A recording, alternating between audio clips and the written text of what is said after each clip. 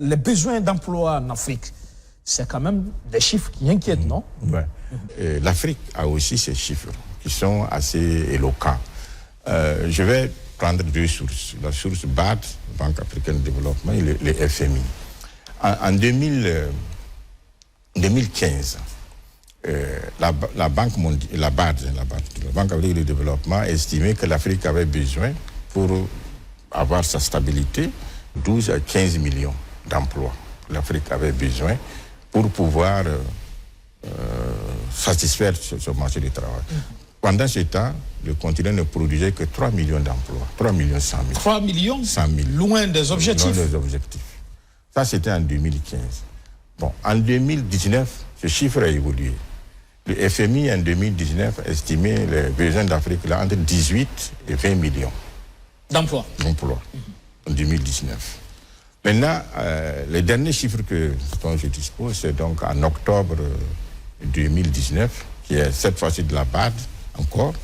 La BAD a fait évoluer ces chiffres. Aujourd'hui, nous sommes à 20 millions 400 000 emplois à créer pour pouvoir maintenir le niveau actuel du chômage. Ah oui. C'est pas pour résoudre, pour juste maintenir le niveau actuel. Voilà. Voilà un peu les besoins de l'Afrique. Mais ça, c'est aujourd'hui. On sait qu'en 2050, la moitié de la population africaine serait jeune. Il s'agit de ça. Donc, ça dit que ces chiffres-là vont encore exploser. Voilà. Là, il faut forcément en créer. Et ce que vous dites, le Burkina n'est pas en reste. Hein. C'est vrai que parfois, il y a débat sur la notion d'emploi, de travail, etc., sur ces questions de chiffres, de chômage. Mais ça reste que c'est sérieux pour le cas du Burkina. Le Burkina n'est pas en reste. Hein. Non, pour le cas du Burkina, je pense qu'il faut... Et ça, je prends position. Hein. Le problème du Burkina est avant tout un problème d'emploi. Je prends position. Je dis que c'est vraiment le manque d'emploi qui a fait que beaucoup de jeunes sont allés au niveau de l'extrémisme violent. Donc pour vous, c'est le gros défi? Oui, c'est le gros défi. Et je sais, et je pense que beaucoup de jeunes sont partis par patriotisme au niveau des volontaires différents que nous saluons, mais il y a certains, on sait qu'ils sont partis aussi par besoin d'emploi.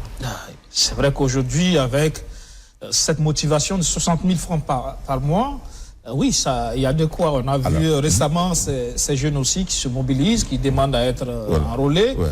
Peut-être qu'ils le font par patriotisme, justement, mais il se pourrait aussi que c'est dû à ce problème du chômage. Il y a les deux. Oui. Je pense qu'il y a le patriotisme. Mais si on dit qu'il n'y a que le patriotisme, ça, il faut qu'on discute. Parce que je pense que pour moi, il y a les deux. Bon, ça, c'est le premier volet. Maintenant, il faut...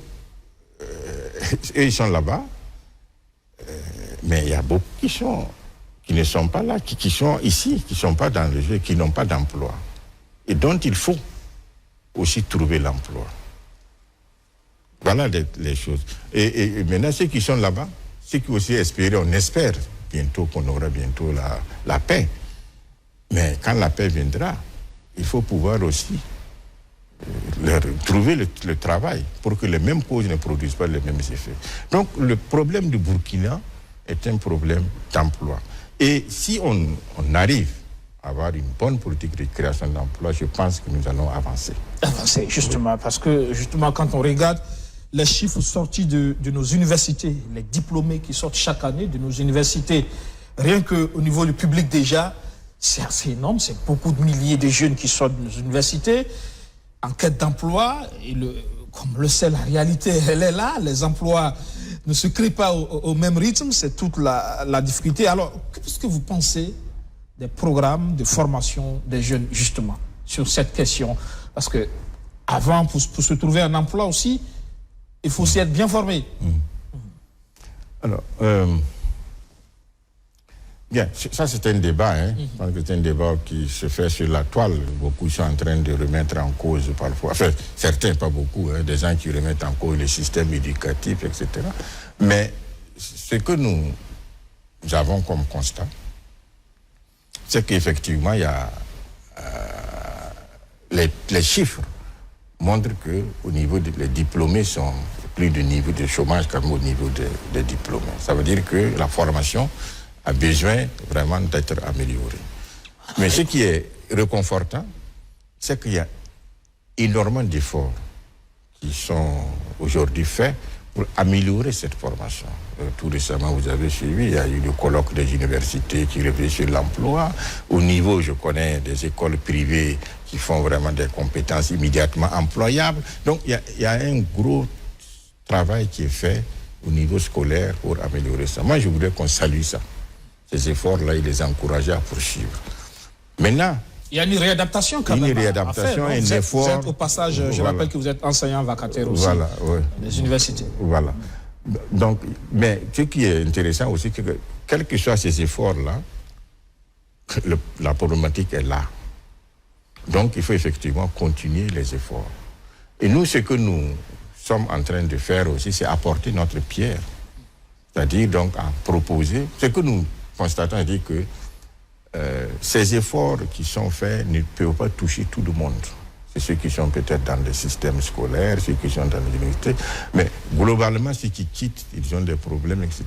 Donc, notre vision, notre proposition est d'avoir donc ce que j'appelais donc ce programme-là d'employabilité robuste qui serait à côté des programmes de formation. Et la différence, c'est que les programmes de formation scolaire universitaire se préoccupent des questions de diplôme.